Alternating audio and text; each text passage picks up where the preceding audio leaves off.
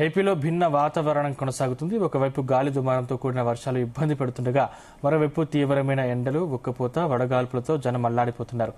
మరో 2 రోజులు తీవ్ర ఎండలు, పిడుగులతో వానలు పడతాయని వాతావరణ శాఖ హెచ్చరించింది. ఏపీలోని 11 మండలాల్లో తీవ్ర వడగాల్పులు వీస్తాయంటుంది. పోలవరం, కాకినాడ ప్రాంతాల్లో 46 డిగ్రీల వరకు ఉష్ణోగ్రతలు ఉంటాయంటుంది. దక్షిణ ఆంధ్రప్రదేశ్లో పిడుగులతో కూడిన వర్షాలు పడతాయని ప్రజలు అప్రమత్తంగా ఉండాలని సూచిస్తోంది వాతావరణ శాఖ.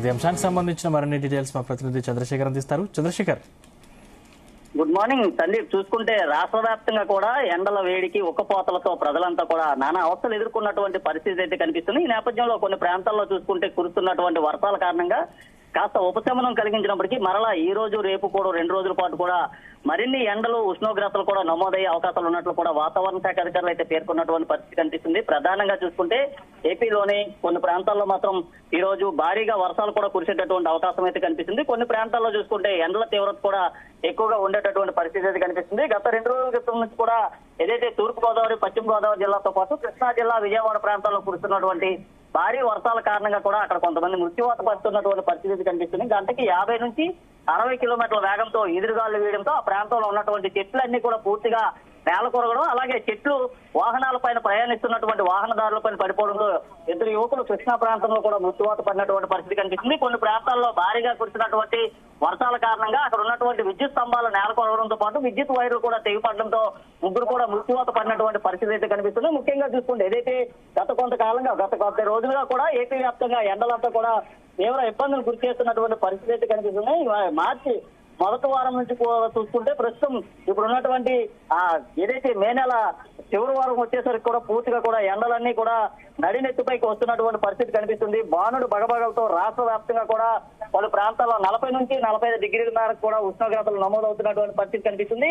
ఈ రోజు కూడా చూసుకుంటే ఏపీలోనే 11 మండలాల్లో తీవ్ర వడగాల్లో వేస్తుంటూ వాతావరణ శాఖ అధికారులు అయితే తెలిపినటువంటి పరిస్థితి కనిపిస్తుంది. అలాగే ఇటు పోలవరం, కాకినాడ ప్రాంతాల్లో 46 డిగ్రీల వరకు కూడా ఉష్ణోగ్రతలు నమోదయ్యే అవకాశం ఉన్నట్లు కూడా చెప్తున్నారు. కొన్ని ప్రాంతాల్లో చూసుకుంటే 44 నుంచి 45 డిగ్రీలు కూడా ఉష్ణోగ్రతలు, అధిక ఉష్ణోగ్రతలు కూడా నమోదయ్యే అవకాశం అయితే కనిపిస్తుంది. ఇళ్లలోంచి బయటకు వెళ్లేటప్పుడు ప్రజలు తప్పనిసరిగా కూడా జాగ్రత్తలు పాటించాలి. వారు వెంట త్రాగునీటిని తీసుకుని వెళ్లాలంటూ కూడా చెప్పినటువంటి పరిస్థితి కనిపిస్తుంది. కొన్ని ప్రాంతాల్లో చూసుకుంటే వర్షాలు కూడా అదే స్థాయిలో, రికార్డు స్థాయిలో నమోదవుతున్నటువంటి పరిస్థితి కనిపిస్తుంది. గంటకి 50 నుంచి 60 కిలోమీటర్ల వేగంతో ఈదురుగాలు వేయడంతో పాటు ఉరుములు, మెరుపులతో కూడినటువంటి పిడుగులు కూడా కొన్ని ప్రాంతాల్లో పడుతున్నటువంటి పరిస్థితి కనిపిస్తుంది. పిడుగుపాటు కారణంగా కూడా కొన్ని ప్రాంతాల్లో ఉన్నటువంటి వృక్షాలు పూర్తిగా దగ్ధమవుతున్నటువంటి పరిస్థితి అయితే కనిపిస్తుంది. ఈ రోజు ఏపీలోని ముఖ్యంగా కొన్ని ప్రాంతాల్లో మాత్రం 43 నుంచి 44 డిగ్రీల వరకు కూడా ఉష్ణోగ్రతలు నమోదయ్యే ఛాన్స్ ఉందంటూ కూడా ఏపీ విపత్తుల నివారణ శాఖ కూడా పేర్కొన్నటువంటి పరిస్థితి కనిపిస్తుంది. ముఖ్యంగా చూసుకుంటే దక్షిణ ఏపీలో పిడుగులతో కూడినటువంటి మోస్తారు వర్షాలు పడే అవకాశం ఉంది. ఈ నేపథ్యంలోనే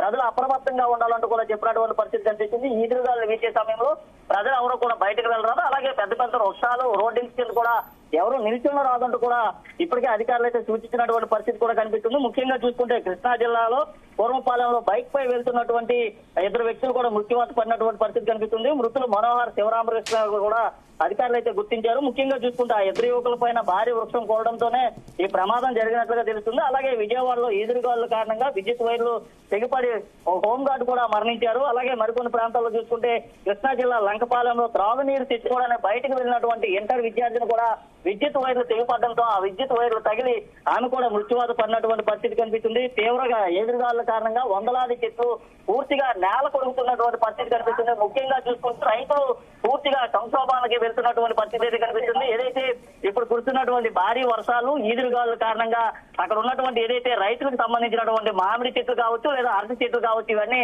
పూర్తిగా ఇబ్బందులు పడుతున్నటువంటి పరిస్థితి కనిపిస్తుంది. కొన్ని ప్రాంతాల్లో మామిడి పూట పూర్తిగా ఆ నేల రాలిపోవడంతో మామిడి రైతులంతా కూడా కన్నీరు పెడుతున్నటువంటి పరిస్థితి కనిపిస్తుంది. అలాగే కొన్ని ప్రాంతాల్లో చూసుకుంటే రైతులకు సంబంధించినటువంటి ఏదైతే అరటి చెట్లు ఉన్నాయో అరటి చెట్లన్నీ కూడా ఈదురుగాల కారణంగా కూడా నేల కూలుతున్నటువంటి పరిస్థితి కనిపిస్తుంది. కొన్ని ప్రాంతాల్లో మోస్తారు నుంచి భారీ వర్షాలు అయితే కురుస్తున్నాయి. ఈ రోజు చూసుకుంటే ఉత్తరాంధ్రకు సంబంధించినటువంటి కొన్ని ప్రాంతాల్లో ఎండల తీవ్రత కూడా ఎక్కువ ఉండే అవకాశం ఉంది. ముఖ్యంగా ప్రజలు ఇళ్లలోంచి బయటకు వెళ్లే సమయంలో పూర్తిగా జాగ్రత్తలు తీసుకోవాలి. అలాగే ఏదైతే కొన్ని ప్రాంతాల్లో ఎండవేడి కారణంగా కూడా ఇళ్లలోంచి అసలు బయటకు రావద్దంటూ కూడా చెప్పినటువంటి పరిస్థితి కనిపిస్తుంది. ముఖ్యంగా విజయనగరం జిల్లాలో ఎక్కువగా కూడా ఎండలు నమోదయ్యేటటువంటి పరిస్థితి కనిపిస్తుంది. అలాగే ఇటు కృష్ణా, ఏలూరు, గుంటూరు, బాపట్ల ఈ ప్రాంతాల్లో కూడా ఎండలు కూడా నమోదయ్యేటటువంటి పరిస్థితి కనిపిస్తుంది. కాకినాడ ప్రాంతాన్ని చూసుకుంటే కాకినాడ ప్రాంతంలో అధిక ఉష్ణోగ్రతలు నమోదు కావడంతో పాటు కృష్ణా జిల్లాలో కూడా వర్షాలు కూడా పడే అవకాశం ఉన్నట్లు కూడా వాతావరణ శాఖ అధికారులు అయితే పేర్కొన్నటువంటి పరిస్థితి కనిపిస్తుంది. మరోవైపు చూసుకుంటే ఇది రాయలసీమ, అనంతపురం జిల్లాల్లో గాలి వర్షం కారణంగా కూడా అక్కడ ఉన్నటువంటి బొప్పాయి, మామిడి తోటలు కూడా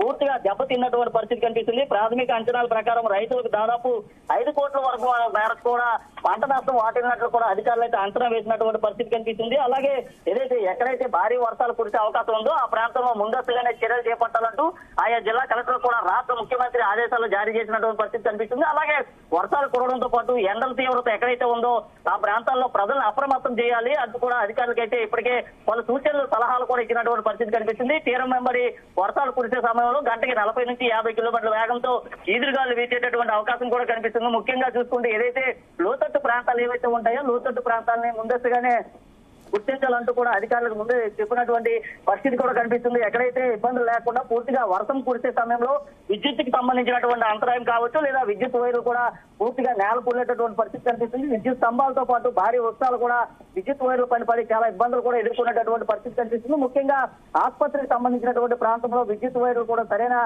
నిర్ణయం జాగ్రత్తలు తీసుకోవాలంటూ కూడా చెప్పిన పరిస్థితి కనిపిస్తుంది. ఏదైతే చిన్నారులు, వృద్ధులు కూడా ఎండ తీవ్రత కారణంగా నానా అవస్థలు కూడా పడుతున్నటువంటి పరిస్థితి కనిపిస్తుంది. కొన్ని ప్రాంతాల్లో చూసుకుంటే వడదెబ్బ కారణంగా ఇప్పటికే దాదాపు రాష్ట్రంలో 20 నుంచి 25 మంది మృత్యువాత పడినటువంటి పరిస్థితి నేపథ్యంలో మరోవైపు చూసుకుంటే వర్షాల కారణంగా కూడా అక్కడ కురుస్తున్నటువంటి భారీ వర్షాలు, నేల కూలుతున్నటువంటి వృక్షాల కారణంగా కూడా అక్కడ కూడా దాదాపు 5-6 మంది కూడా మృత్యువాత పడినటువంటి పరిస్థితి అయితే కనిపిస్తుంది. రాష్ట్రంలో చూసుకుంటే ప్రస్తుతం భిన్నమైనటువంటి వాతావరణ పరిస్థితులే కనిపిస్తున్నాయి. 2024తో పోల్చుకుంటే ఈ ఏడాది మరిన్ని ఉష్ణోగ్రతలు ఎక్కువగా నమోదయ్యేటటువంటి అవకాశం అయితే కనిపిస్తుంది. ప్రస్తుతం రోహిణీ ఖర్చులు కొనసాగుతున్నటువంటి నేపథ్యంలో రోహిణీ ఖర్చుల కారణంగా కూడా రాష్ట్రంలో అధిక ఉష్ణోగ్రతలు అయితే ఎక్కువగా నమోదవుతున్నాయి. ఏదైతే కొన్ని ప్రాంతాలు చూసుకోవచ్చు, ఇది విజయనగరం, శ్రీకాకుళం, విశాఖపట్నంతో పాటు అటు ఏదైతే అనకాపల్లి జిల్లాలో కూడా ఎక్కువగా ఉష్ణోగ్రతలు నమోదవడం, మరికొద్దిసేపట్లోనే వర్షాలు కూడా కురుస్తున్నటువంటి పరిస్థితి కనిపిస్తుంది. అల్లూరు జిల్లాలో భారీగా కూడా వర్షాలు అయితే రికార్డు స్థాయిలో నమోదవుతున్నాయి. పార్వతీపురం, మన్యం జిల్లాలో కూడా ఈదురుగాలతో కూడినటువంటి వర్షాలు కురవడంతో ఆ ప్రాంతంలో కూడా ఎక్కువ